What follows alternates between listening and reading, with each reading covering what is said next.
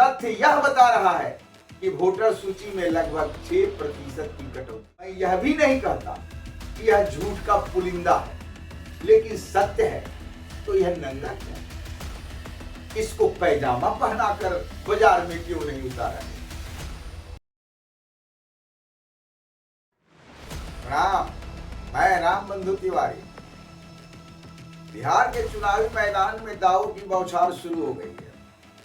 कोई कहता है कि ईवीसी वोट से खेल बदल जाएगा, तो कोई एनडीए की बढ़त का दावा करता है। ये दावे कितने ठोस हैं और क्या विकास मॉडल जैसे जन सुराज अभियान का असर मतदाताओं पर पड़ रहा है या नहीं, आज हम इन्हें डाटा और रुझानों की कसौटी पर करेंगे। 2023 में बिहार की जातिगत जनगणना आई और हाल के महीनों में कई सर्वे रिपोर्ट्स भी सामने आई।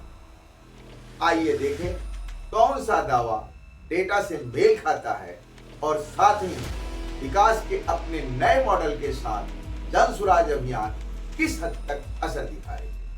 सबसे पहले जातियों की बात करते हैं। जनगणना बताती है कि ओबीसी है 27%, ईबीसी है 36%, कुल मिलाकर 63%। एससी यानी शेड्यूल कास्ट लगभग 20%, शेड्यूल ट्राइब करीब 2% और जनरल यानी सवर्ण मतदाता 15%। अब जो दावे हो रहे हैं उसका परीक्षण करें। दावा नंबर 1, ईबीसी और ओबीसी अगर दोनों इकट्ठा है तो वोट निर्णायक। यह दावा डेटा क्या कहता है? हाँ, ये सही है। अगर दोनों इकट्ठा हो गए तो कुछ भी संभव। लेकिन क्या यह मुंगेरी लाल के हसीन सपने नहीं है?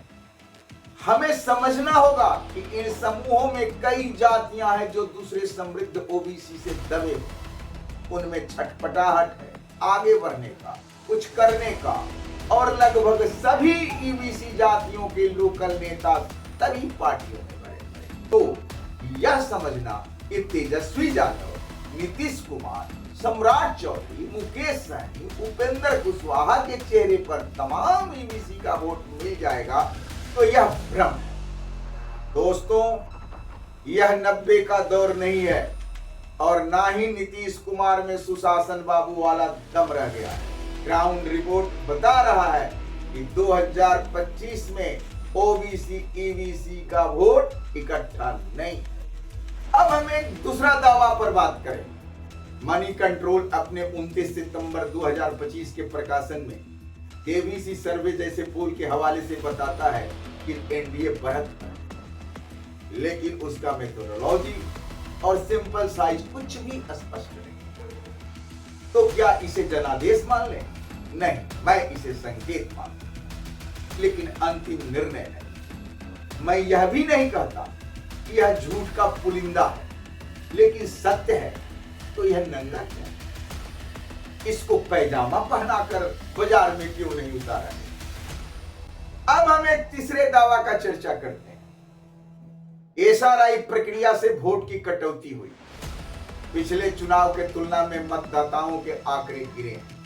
दावा सही है। तथ्य यह बता रहा है कि वोटर सूची में लगभग 6% की कटौती हुई। लेकिन कौन से संप्रदाय के लोग प्रभावित हुए, किस जाति समुदाय के लोग प्रभावित हुए, यह साफ नहीं है। तो यह कहना कि हाशिए पर चल रहे समाज और अल्पसंख्यक वोटों को काटा गया है, यह सिर्फ राजनीतिक बयानबाजी के अलावा और कुछ नहीं।